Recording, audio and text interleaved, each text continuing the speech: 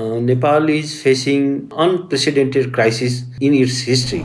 Last week there was mass uprising in Nepal, which resulted in interim government in Nepal.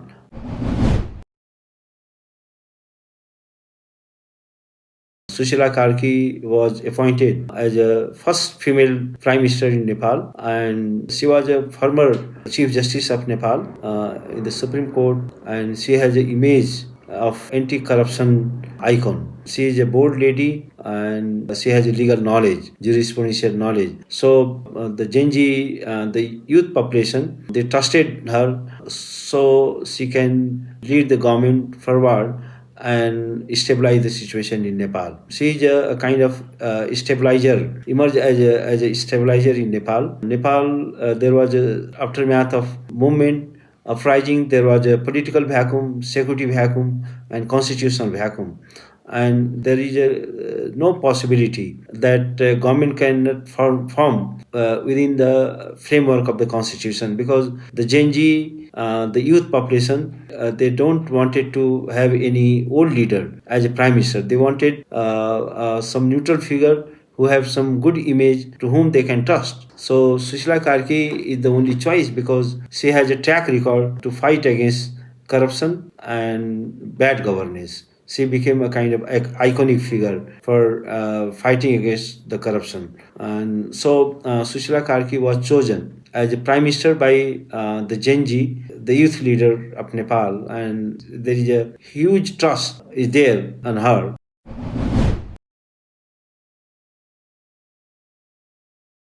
So she has to stabilize the situation in Nepal and create a credible environment so election can take place. The major task of her government is to conduct free and fair election within a given time frame. If election cannot take place, then Nepal will, there will be a kind of prolonged instability and violence in Nepal because the state will be delegitimized.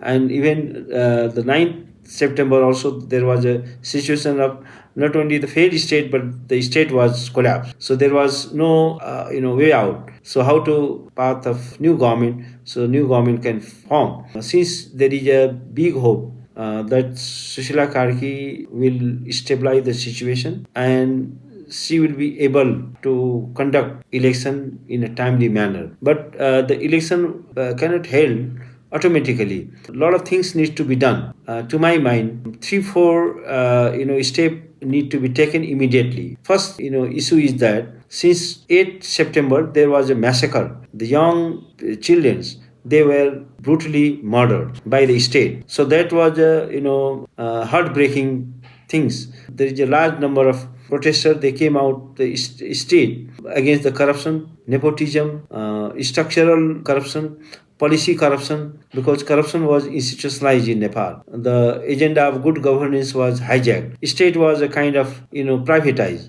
working as a private institution, because the leader who became the minister or prime minister, they think that the state resource is their own resources, and there was a systematic corruption, rampant corruption. So there was a huge resentment was there. The youth population of Nepal, they protested against it, and they wanted to have a good governance, true democracy, and accountable state. So, in order to normalize the situation, what needs to be done is the 8th March massacre has created massive violation of human rights. So there has to be accountability need to be established. Those who engage in a perpetrator, and there has to be command responsibility, and truth, justice, and accountability must ensure in order to normalize the situation, and in order to have a credible environment for the election. And if it has not been addressed, so first thing is that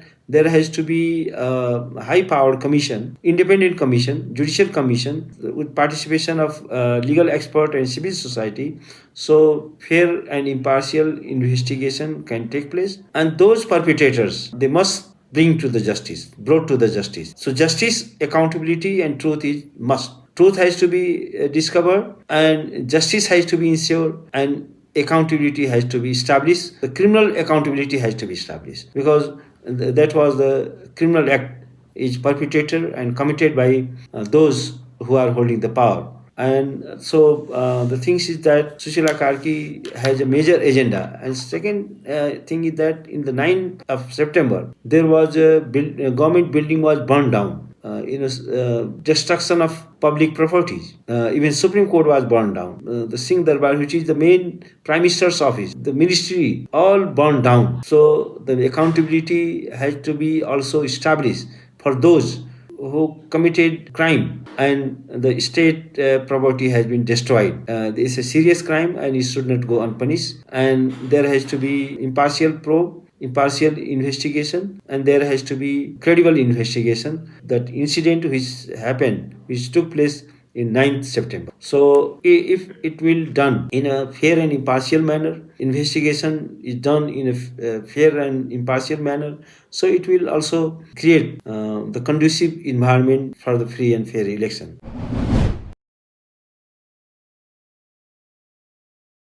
The Nepali army is a very professional army. It has an image of neutrality. It has never shown its political ambition. So I would say that it also paved the way for republicanism in Nepal in 2008, when there was a first meeting of the Constituent Assembly, declared Nepal as a republican state. So military fully supported it. I don't think that Nepal army wanted to bring back monarchy. I don't think so. And it's a army which is committed to democratic values, and it is fully accepted a civilian control under the constitution. Under the Nepali constitution, there is a National Security Council. So only National Security Council can mobilize the military, recommend for the mobilization of the military. So it was a kind of rumor. There is no substance that Nepali army wanted to bring back a monarchical system in Nepal. And also that the youth population, the Gen Z, who came into the street, they came there for larger democratization.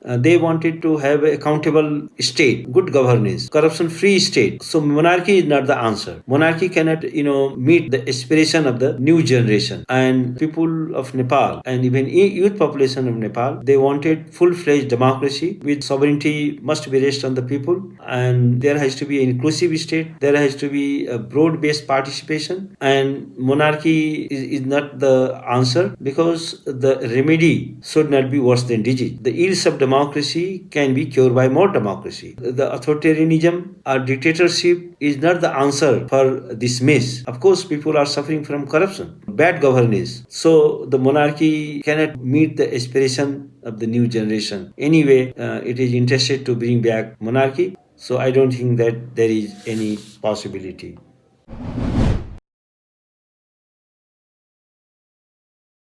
Thing is that there is a geopolitical dimension and implication of it. Of course, Nepal has a border with two Asian giants, and both are military power as well as economic power. And of course, in Nepal there is a several international forces are also at play. There is a US, there is a European Union, there is India, there is a China. So of course there is a kind of huge international presence in Nepal. But thing is that the situation which created in Nepal, largely it is a homegrown, because there is a erosion of trust of people toward the state. People are disillusioned.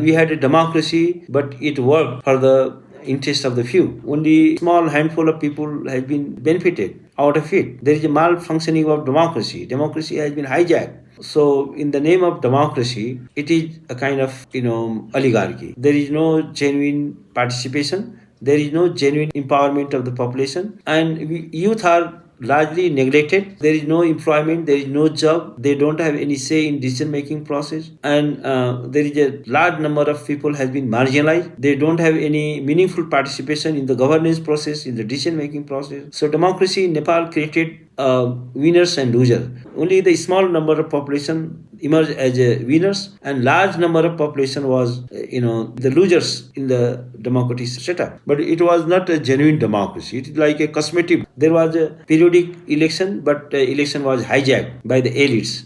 There was a play of money, muscle and mafia. There was no genuine and meaningful democracy in Nepal. And there is no free and fair election, I would say, because the person who have money and muscles, they are able to win the election, and the political parties are highly centralized institutions. The political bosses, they decide who will get party ticket or not. And there was largely all the public positions are on sale. The party tickets are on sale, the parliamentary seats are on sale, the ticket of the mayor, position of the mayor are on sale, the ambassadorship is on sale, even justices, high court and supreme court are also on sale. So the situation is really bad. There is no accountable state. The demand of youth population is quite legitimate in Nepal. This movement is uprising is the need of the hours, because the democracy was hijacked, rule of law was hijacked. There is a total impunity. So in that context, even there is a criminalization of politics and politicization of the crime. So in this condition, there is a no rule of law, there is no accountability, and the perpetrators have no their impunity for the perpetrators, and person who committed a crime, if they are connected with any political party, if they are connected with the power gallery, so they will get impunity. So this is a sorry state of affairs in Nepal. That's why the masses, they came into the street. Their demand is legitimate, and the issue, the challenge of today is that how to institutionalize the aspiration of the youth population in Nepal, how to make a structural guarantee of people's aspiration, because because the corruption has become institutionalized. In that phase, in face of all this, that we have to create a path for sustainable democracy and rule of law in Nepal.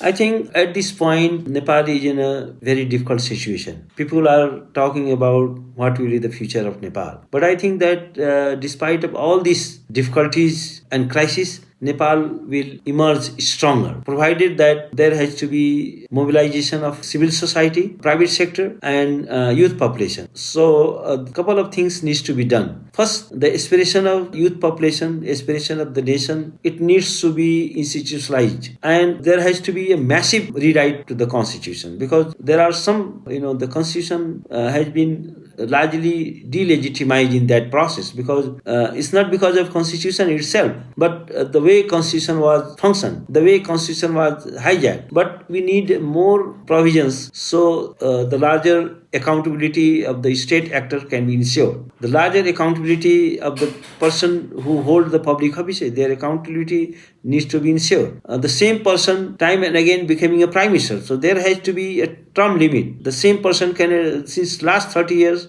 the same person is holding the position of power and prime ministership and ministership. So that has to be, so there is a massive amendment of the constitution is required at this time. So of course, aspiration of the population has to be institutionalized through the constitutional amendment, through the rewriting of the constitution, because constitution should not be like a static document. Constitution is a dynamic document. Constitution must be able to accommodate the changing needs and aspiration of the time. Nepali constitution is also a kind of dynamic document, so it must be able to accommodate the changing needs of the time, which is very important, which is critical to survival of nation, which is critical to survival of democracy in Nepal. Recently, the government is firm. It's not according to the provision of the constitution, but I would say that there is some legality is not being maintained, but legitimacy is there, because it enjoys the popular legitimacy, political legitimacy, because all the stakeholders, they supported this government. Through this legitimacy, Sushila Karki, she will be able to stabilize the situation in Nepal. So I would say that we have a difficult task, but as a nation, we need to succeed. We must survive as a nation. Madam Sushila Karki has to initiate. Madam Prime Minister should initiate, and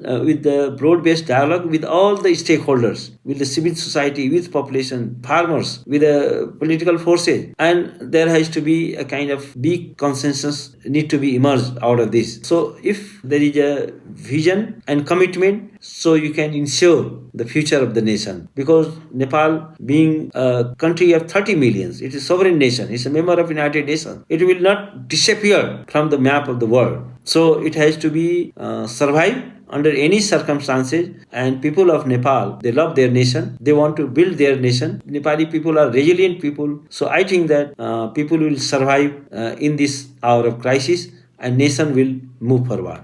Thank you so much.